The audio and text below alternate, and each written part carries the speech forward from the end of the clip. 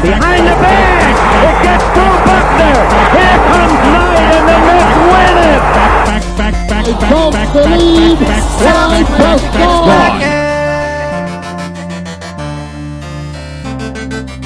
All right, welcome to Terrific Talk. My voice is back. The hangover is over. You hear Dash in the background, fired up. Steve, so I had the hangover last week. Now Steve's on baby duty here. Currently, just driving back and forth. Steve, what's going on? We've done this little game before, the pacing in the driveway. Luckily, we've hit record on this pod, so there'll be no issues. But my little guy, he's just turned 4 months old. Normally, kids his age, they say sleep on average about 16 to 18 hours a day. He maybe sleeps 12. So right now, he should probably be in the midst of like a 2+ hour nap. And after 30 minutes, he decided that, it was time for me to wake up. He didn't want to miss the party. So I just threw him in the stroller, and I'm just pacing with him outside of my driveway, hoping that he kind of nods back off. He's found the thumb in his mouth. That's a good sign. Huge. Good omen for the next 20, 30 minutes.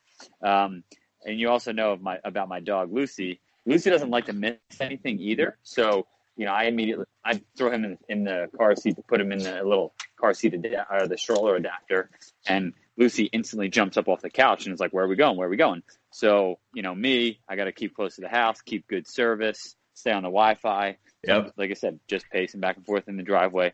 Lucy maybe made it 1.5 times up and down the driveway, and she just gave up and is now just belly flat like a rug on the concrete, looking at me like, "What are you doing, you psycho?" I love it. I wish you need to take a picture of this somehow. Get Aaron to get a picture. Oh, I have it. All said and done. I have it. I took a pic and I sent it to Aaron before you called, so I will send it to you right now. That way, that could be the photo for this week's pod. So this weekend was a weird weekend in the NFL. We saw the Falcons, the Dolphins, and the Jets all win. And Steve, your run is over. I beat you in our game. Do you know what though?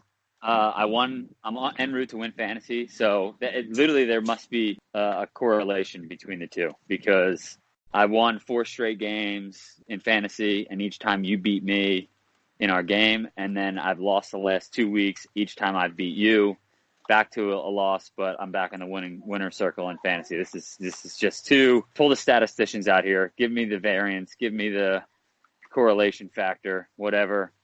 There's something to it. There is a weird thing going on, and how tight was our score, by the way? Sorry, I don't like. All right, because we had the TD monster, we had Rhett Ellison. Yep. The same. I had Tyreek Hill, who went off, and you had Derrick Henry, I think, who went off. But then I had Gurley, who got a lot of yards, but no end zone. Yep. Who did you have as a wideout? So get this. No, you had Cooper Kupp. You had 0 points. I beat you with Cooper Kupp, who had 0 points this week. Oh my cow! Oh, because did Derrick Henry get in the end zone 2 or 3 times? Derrick Henry got in the end zone twice. Huge day for this game and my fantasy team. Yeah, it was Derrick Henry 32 points, Todd Gurley 7. That was really the difference. So what did Tyreek Hill end up putting up? Tyreek had 22. Ugh. So you beat me by 22 there, but yeah, the running backs was the difference. Yeah, it was a 25-point difference versus a 22-point difference at wideout. Damn. You were close. Yeah, that's a good matchup.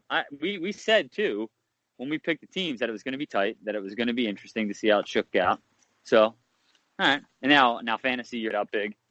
Fantasy, I am up 40 points right now with Tevin Coleman and Metcalf in tonight's game, and they have Jimmy G and Chris Carson. Yeah, 40. There's no chance that you're losing this game. I think I'm up like 25 maybe, but I've got Jimmy G, and the guy I'm going against is Tyler Lockett, so I'm pretty much good to get back into the winner circle. My fantasy league is tight, dude. We're going to have one guy, Matthew's going to be in the lead, Centro, after this week at 7-3, and then there's going to be like 7 dudes that are 6-4. Yeah. That's kind of how my league's shaping up right now. There are a lot of around 500 teams, and 5-5, Steve, after the 0-5 start. We knew that it was going to happen. We knew that everyone was shook. Sally's making moves. He knew that the run was imminent.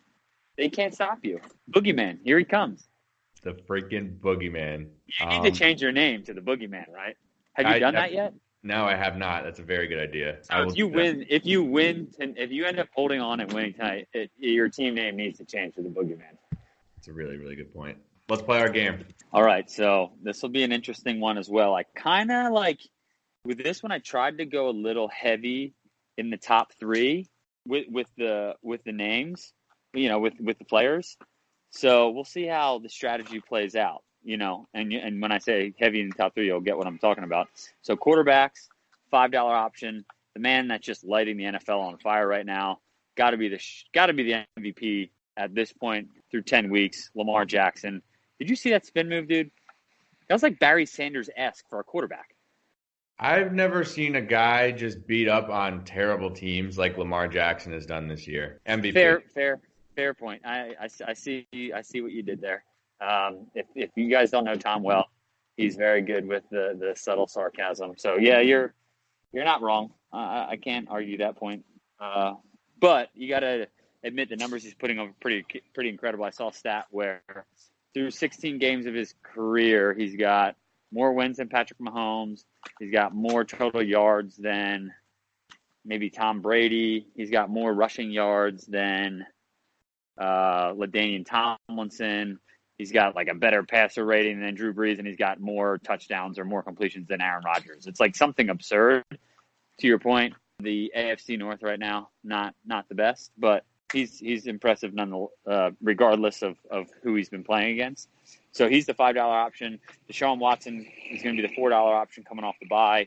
Brady coming off the bye, going to be the $3 option. Derek Carr, sneaky team out there in Oakland. He's going to be the $2 option. And then the man that has a special place in my heart, coming off of the broken collarbone, Nick Foles, BDN, as he's known in the Philly world. Big Dick Nick, dude. Let's go. Running backs, sticking with this Oakland Raider theme because, again, sneaky little team. Josh Jacobs killed me a couple weeks ago. He's going to be the $5 option. Melvin Gordon, your boy. I hope you got him back. I did not. He's the $4 option. He's starting to round into form here. I know. I'm worried I fucked that up. I kept AJ Green. He's still not. Yeah, there's no return in sight for AJ Green. No.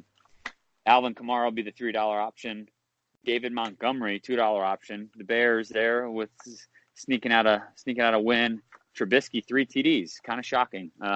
He's good. That's the guy that I drafted in the last round of my fantasy draft for $1. That's what I was expecting to get out of him. But anyway, and then the $1 option, we're going to go Ronald Jones, Buccaneers. He seems to be the lead guy there, but there's still multiple running backs for the Buccaneers that can get in the end zone any given week. Wideouts, Michael Thomas will be the $5 option.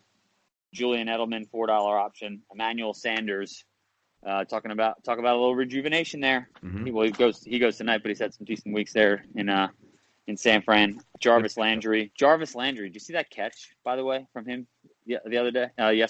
That was incredible. Baker threw it. He looked over his right shoulder by accident, spotted the ball, somehow came all the way back around to the left to make that behind-the-shoulder catch. Incredible.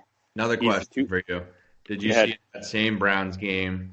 The Browns were on like the 2-yard line, and they had 8 plays to score a touchdown, and they couldn't? And they didn't do it. Yeah, I did.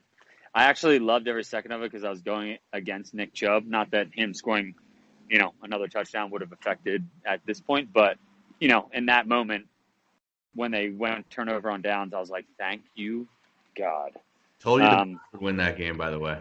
Yeah, we did say it. I brought up the sneaky line. He said it was too fishy, and with that, had to go Browns. $1 option, Jameson Crowder, another game that we talked about last week. We felt the Giants would pull it out. I guess when you get out, scored 14-0 in the first quarter, it really kind of puts you in a bad position. So, but Jameson Crowder played pretty well for those Jets. He's going to be the $1 option. Tight end, we're going Hunter Henry for 5, Mark Andrews for 4, Zach Ertz, my man, coming off the bye for 3, Vance McDonald, $2 option, and O.J. Howard, $1 option. We talked about him a few weeks back. He kind of was on the milk carton. No one knew where he went. He was missing in action, but he came off. Maybe he's going to get in a little rhythm here. He put up a decent performance yesterday. Defenses, $5 option, Steelers at Browns. $4 option, 49ers versus the Cardinals. $3 option, the Jets at the Skins. $2 option, you'll see how I went 2-1. It's Colts versus Jags. $1, Jags at Colts. We'll see if we can get a little head to head here. But as you return to the winner's circle, you're picking first. So honors are yours, my friend. Finally, I get to go first again. It's been too long. Finally, Tom Terrific has come back to the winner's circle. Shout out to The Rock, who is a big fan of this podcast. Big fan. Yeah, so I will start at the quarterback position. I am going to go an interesting route here. I am going to go with the $3 option and TB12 Tom Brady coming off the bye here against your Eagles, and I just like the matchup. Your past defense has been atrocious. I knew you were going to do it. It's just, if I get a chance to have one of the greatest quarterback of all time against your defense and watch you just be miserable in the process, I got to do it. I can't fault you there. Sorry. Next one, running back, I am going to go with Josh Jacobs of the Raiders. Team that you mentioned has been sneaky, kind of good, and they're at home here against the Bengals. We saw Lamar go off against the Bengals Sunday. I think Josh Jacobs keeps it going, so I like him at $5 there. Wide receiver, I'm going to keep it $5. Michael Thomas of the Saints. I think the Saints will bounce back next week after that just unbelievable loss to the Falcons. Tight end, $1. O.J. Howard, you mentioned him. Let's take a shot. And then $1, I'll take that Jags defense. You ran out of money. That's what happens. It does happen. All right, so this is going to kind of toy with my strategy a little bit. But I'm going to go $4 option at quarterback with Deshaun Watson. I think him coming off the bye hopefully finds DeAndre Hopkins early and often. But I like him a little rest to do some big things. I'm going to go Alvin Kamara at the $3 option. Is he healthy? Like, what is up with him? Actually, before I cement that, is he healthy? No, I don't think he's playing, but he is not himself clearly. And it's amazing that him and Saquon were really the top two fantasy backs everyone was talking about, and they haven't done shit this year. Yeah. The one guy that has lived up to the hype is your boy Christian McCaffrey, even though he did get stopped on the 1-inch line to try to tie the game against the Packers yesterday. But oh man, I'm going to.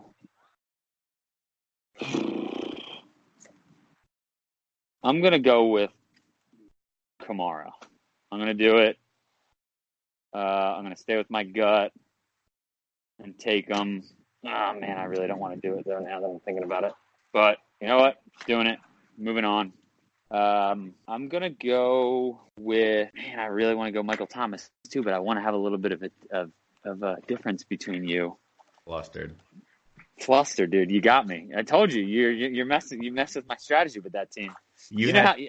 Now you know how it feels though. Like having had to pick second 2 weeks in a row, it just kind of plays with your mind a little bit. It's awful. Like it forces you to have to just go pace in your own driveway. Yeah, I know. I'm literally the neighbors that are playing soccer. The little kids are looking at me like I'm a wild man. All right, so we went to Sean. We go Kamara. We're at 7. We got 8 to go, 3 positions. You know what? I'm going to go Mark Andrews as tight end. Okay? He's been killing it. So that means we're at 4, 7, 11. So I got 3, 1, or 2, 1, or 2, 2. Yeah, I guess I got to go. Flustered. I'm flustered, dude. Let's go Landry and let's go Colts, D. I want a heads up with you in the from a defensive perspective. So there's a $2 play. I got Landry as a $2 play. So there's 4. I went Andrews for 8. And then I went Kamara for 11 Watson for the remainder of my $15. We'll see how it goes, dude. This is like, I didn't take a $5 option. How the heck did I just do that when playing this game against you? But whatever. If you pull this out, it'll be very impressive. It will be impressive. I don't like my chances, but you got to roll. You got to change it up every now and again. Everybody listening, if you want to play the game with us, hit us up at Terrific Talk podcast at gmail.com or hit me up on Twitter at Terrific Talk Tom. Let us know if you agree with Steve's non-$5 option here. Unconventional. Speaking of the listeners, we got a lot of good feedback from last week's little game we played with probably the meanest segment we've ever done, lookalikes. Well, how did we describe John Krasinski from Jack Ryan? I believe Oh my God, what did I say? I say like I can't remember the exact wording. He was like a caricature. Yes, that's it. By a street artist. By a street artist, which was phenomenal. I thought he looked like a baseball glove. This week, we want to play the game. We want to bring it back. We decided to go with the guy who got hurt and was kind of a random scratch by the Detroit Lions, who I think definitely affected a lot of fantasy people out there. The great Matthew Stafford. Steve, what are your options here for Stafford? So as you know, I had to have a conference this week, so I had to get a haircut. So I was sitting in the barber's chair thinking about this, and the only thing that just could continuously come to mind, and not like, I don't know Stafford's physique. Obviously, he's in pads. He wears a helmet, but he doesn't look like the most chiseled dude. He definitely doesn't have the Jimmy G look. You know what I mean? Yep. So I just think of Matthew Stafford, and I think that he himself, you could just take his head and put him on a Family Guy character, and he'd be exactly where he's supposed to be. He's Peter Griffin. Like, now, I don't even want to say Peter Griffin, but it's just like his face there. Like, they wouldn't have to do anything different to or exaggerate anything, and just put him on a Family Guy character body, and he'd be fine. He'd be fine to live in Quahog and live in that world. Seth MacFarlane could do a great fake voice for him, and it would be no problem. Like a pizza shop, you've got the dough there before it's been rolled out. Yep. That big pile of dough, that's Matthew Stafford.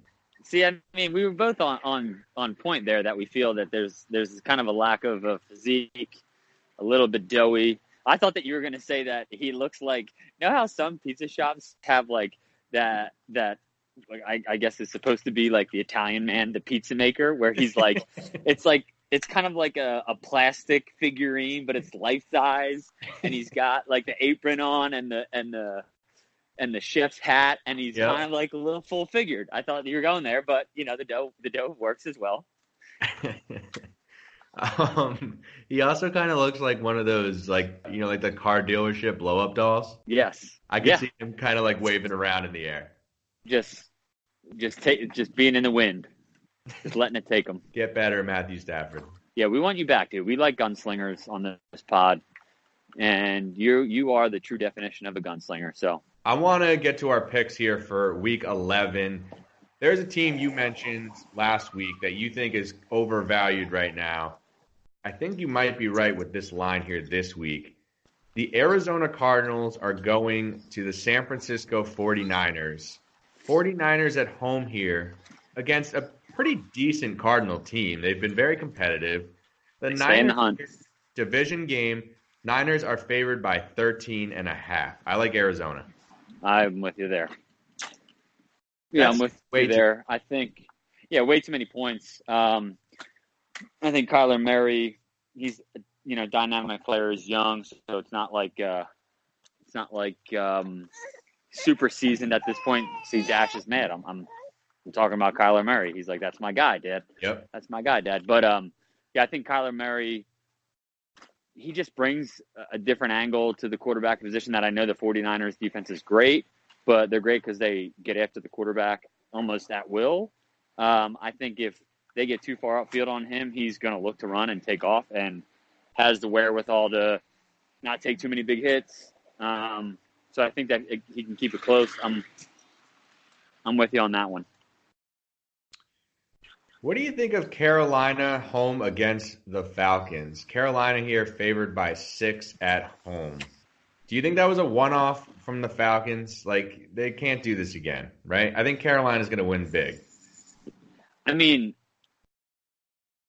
the Falcons should have, like, the team that they have constructed, they should do what they did this past weekend. You know what I mean? I know their defense is somewhat suspect, but it's not like it's void of total talent. It's not like it's the JV Philadelphia Eagles secondary. I don't want to say like that I could see him getting on a little run here, because anytime that we've tried to have belief and faith in the Falcons, it's burned us. But I think they keep it close. I've only seen Kyle Allen play twice, and each time it was putrid. Like it was snowing in Green Bay, I know, yesterday, so like that's obviously some adverse conditions, but I mean, there was not much going on there. And, I watched him play against the 49ers where he threw, I don't even know how many interceptions.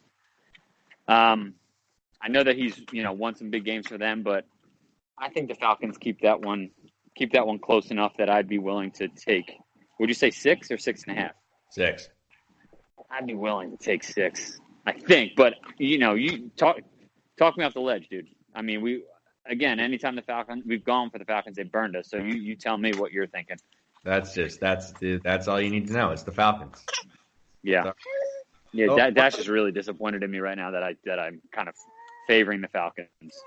I'm sorry, dude. He knows better than that. The last game I want to talk about is that Houston at Baltimore game. I mean, Lamar Jackson against Deshaun Watson is going to be incredible. The Ravens here are favored by 4 at home. I kind of like Houston. I do too. Cincinnati, you touch on it. They're just not a good team at all. I know that Houston's missing J.J. Watt now. He's out for the year, isn't he? Yeah. But I think that the Houston offense actually can play football versus the Cincinnati offense. So I'm with you there. I don't know what, for some sneaky reason, I think it's a kind of a comeback to reality game for the Ravens potentially. Me too. All right, thumbs up, thumbs down. What do you got? Thumbs up's got to go. Thumbs up in the TV spot will kind of roll into one. We're talking today on a Monday, kind of unusual, but Veterans Day is upon us, so that'll be the big thumbs up. Thumbs up to the troops. My cousin Ryan is a Marine. Hoorah! We appreciate the service, and like I said, that'll go into my TV spot of. If you've never seen Band of Brothers of the Pacific, man, this is not a bad time to do it, because both of those are incredible shows. HBO, your boy from Billions. You watch Billions or no? I love Billions. Damian Lewis. Yeah, Damian Lewis. He's the go-to guy in Band of Brothers. Yep. So, but both shows are great.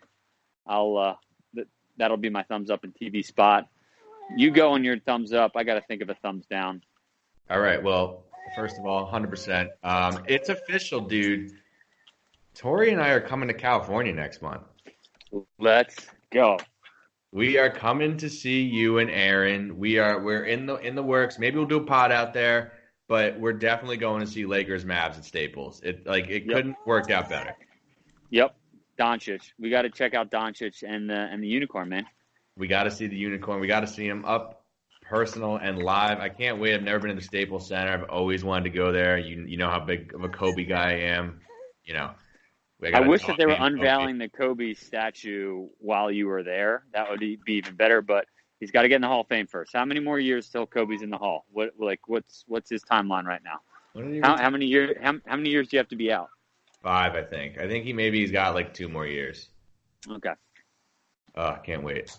First ballot Hall of Fame. God, talking about Kobe, dude. How about that last game of his career? Just absolutely out of control. I was up till 3 a.m. watching that game. Yeah, I was too. I had to go to work the next day. I was watching alone. I was in tears. It was like the greatest thing ever. And just the comeback for them to beat. I think they were playing Utah. It was unbelievable. I loved every second. The GOAT. Yeah. And relax over there. I'll get to my TV, and it's gonna kind of correlate with my thumbs down, a little like you did. Okay. All right. First off, Jack Ryan was awesome. Haven't started it yet. but I will. Watched the whole thing this weekend, basically in one sitting. Tori and I just dominated, so I got to give her a little credit. She actually binge watched it. I was gonna say I'm impressed by that performance from Tori. It was pretty unbelievable. I couldn't believe it. We got through the whole thing in like one day. Yeah. And also, congrats to me for taking a little break from This Is Us. Good job. Good. You needed it. But yeah, you haven't seen it yet. Just to let you know, the guy with the many faces from Game of Thrones. Whoa. What's his? Why am I? I wanted to say Dara Naharis, but that's not his name. I can never remember his name. He's the guy with the No, many. I know. Oh my God, I'm literally gonna be. I'm giving myself a thumbs down for not knowing this answer right now. That's bad by you. Oh my God, that's so bad. Jaqen Hagar. I got it. There we go. Jaqen. Out of nowhere. Yeah. Okay. So my thumbs down is going to be Emilia Clarke, Khaleesi. She's doing interviews. She says she's still heartbroken over the negative reactions to last season. I feel a little bad for her. Thumbs down. Yeah. I said it before. I just think for a series that to be that iconic and to have that much fanfare as it did, no one was going to be happy with how it ended. Well, I don't want to say no one, but the majority of people are going to pick at the ending and be disappointed in it because now it's over. But I've said it before, I'll say it again. If anybody ever thought that they were going to predict what was going to and what George R. Martin had in store and as a plan for what would go down, they're just never going to do it. No one would have ever predicted Ned Stark, spoiler alert, was going to get his head chopped off in, the first book or episode 9 of season 1. No one would have ever predicted the Red Wedding. No one ever would have predicted Joffrey's demise or Tywin Lannister's demise. I mean, it's just like, come on, man. If you think you're going to figure it out, stop it. Get off your high horse. Thumbs down to you. The last season was horrible. No, dude. You got to appreciate. And the other thing you have to remember, too, is they squeezed in a lot. And I think that there's still 2 books to go, dude. That was the biggest problem. They squeezed everything, and it was and the turns were just out of control. It was bad. They ruined Khaleesi. They wanted to be done. I want to say that they wanted to be done with it to a certain degree. They wanted to capitalize as much as they could monetarily on it. But think about this: if they did another season and it gained even more steam, how much would they have had to pay those actors to be in those roles? They would have done it for free. They love the show. Yeah. I'll give you a thumbs down. And, newish to SoCal. And this I probably could have given you this thumbs down last week as well, but I gave you the Mary Kane thing because that was kind of intense. But 2 weeks ago, we had Halloween. Aaron and I bought a big bag of candy to give out. We did not have one trick-or-treater. Thumbs down to the Pasadena trick-or-treaters. Now, they have a big thing where little kids can go to Old Town Pasadena and trick-or-treat retail shops and restaurants down there. But legitimately, not one trick-or-treater. We've got a scary demon skeleton up hanging from our porch and 2 other skeletons and pumpkins. I felt like it was a pretty inviting situation. We had the light on, everything, not one knock on the door. Yeah, kind of the opposite here. Halloween on the East Coast was pretty rainy and cold. But there were some trick-or-treaters went out, but it was just so nasty out. Tori and I just were like, whatever. And we didn't wait outside, give candy to the kids. So it's pretty messed up. We just kept all the candy to ourselves. And I've been running, and I got on the scale the other day, and I'm like, what the hell? How am I gaining weight? It's because I'm eating M&Ms every single night. Every night. We've got Gobstoppers and Butterfingers and Nerds, and yeah, it's a good combo. But I mean, and I'm from a very densely populated area, Philly suburbs. Halloween was, obviously Christmas is the Mecca, but Halloween, dude, was that was number 2 or 3 easy. Where I was out filling a pillowcase full of candy every year. That was my mission. it just, like, what are kids doing these days? Are they getting candy? No, they're just taking pictures of it and posting it on their social media. Got it, Back in our day, Steve. Back in our day. I feel like we're Greg Cody on Levitard and Stugatz. He does a back in my day bit that's kind of hilarious, and I feel like now I'm this old man on the soapbox. Jesus. I'm only 33, people. I gotta relax. You gotta relax. I love Halloween too. I'm with you. Halloween's a thing though. I'm good like every like 2 or 3 years. Like I'm just not good at getting like ready for it. When I'm actually like prepared and good, it's the best holiday of the year. It's just a lot for me to get. If you're scrambling at the end, like trying to put a costume together, it's just not enjoyable. It's stressful. Yeah, I mean, it's one of those, like, now that I look back on 2 weeks ago, I didn't dress up. And it's, my son's first Halloween. Not that he's ever going to remember it at the tender age of 3 months and 3 weeks old. But the night before, I was cleaning dishes, and the steak knife, like, we had steak for dinner, and the steak knife was wet and slipped out of my hands and literally almost, like, cut through my entire finger.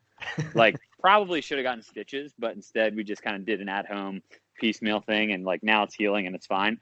But, like, that had happened the night before, and, like, Aaron's like, what are you going to dress up? I was like, dude, I, like, literally cannot function with my right hand right now. Like, I just can't. I can't get my mind around doing a Halloween costume. Wow. She's like, I'll get you a mask or something. I was like, dude, I'm just not into it this year. I know, I feel hindsight, like, that was a major buzzkill, but next year, Dash will be a little over 1. I'll be all in. It'll be game time. Did Dash have any outfit? Oh, he had a couple, dude. He had 3. Oh, my 3? So, what's going on? Yeah, well, I mean, we got to paint the picture here. The weekend, Halloween's midweek. The weekend before, we went to the zoo because I had a Boo at the Zoo thing. So, like, obviously we brought him and we had to bring him in, like, put him in some type of outfit. So Aaron had found a Simba outfit at a Disney store maybe 2 months ago. Yeah. So we put him in that. It was kind of fitting. I was kind of bummed because the lions were asleep. So, like, we tried to hold him up, and it was like he was with his spirit animal, but they didn't really seem too interested in him. So that was 1. 2, like, he's in daycare now, like an at-home daycare quote or babysitter, however you want to say it.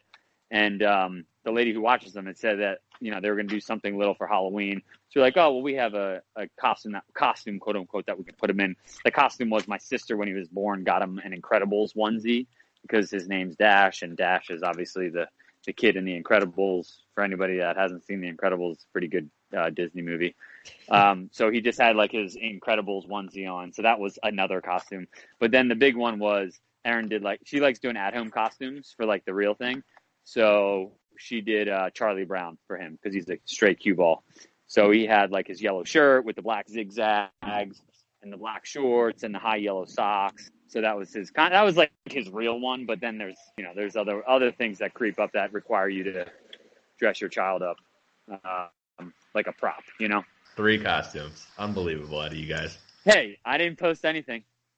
Yeah, that's true. That's true. You did good job with that. You've been a very responsible father so far. Maybe I'll send them to you on the side so you can rate and review his costume choices and let me know what you think. Yeah, everybody out there, please rate, review, and enjoy Dash's Halloween costumes, as well as this podcast on Spotify and iTunes. You see what I did there? That was good. Yeah, love it. I led you in. I knew what I was doing. You threw the alley-oop, and I slammed it home. Kobe to Shaq, dude. Kobe to Shaq. A lot of Kobe mentions on this podcast. It was a good episode. Steve, thank you for pacing in the driveway with me. Good luck. And everyone, don't worry. This nearly 40-minute podcast, Dash stayed up the entire time. He doesn't sleep. No sleep till Brooklyn. Fly Eagles fly. We're back, and trust the process, everyone. Giants on a bye. We'll see you next week. Welcome to Terrific Talk. My name is Tom Anderson. Back, Tom Anderson. back, the game, gone. Back, gone. Tom. Tom Anderson. Great cash, homie. Great cash, homie. I feel ready to go another 9 innings. Touchdown. I feel ready to go another 9 innings. Touchdown. Today, I consider myself the luckiest man on the face of the earth. Sound going crazy. Terrific Talk Podcast. Welcome back, Terrific Talk Podcast. Here comes the hoe. I'm your host, Tom Anderson. First, behind the bag. It gets through Buckner. Here comes Knight, and the Mets win it. Back. Don't believe what I just saw.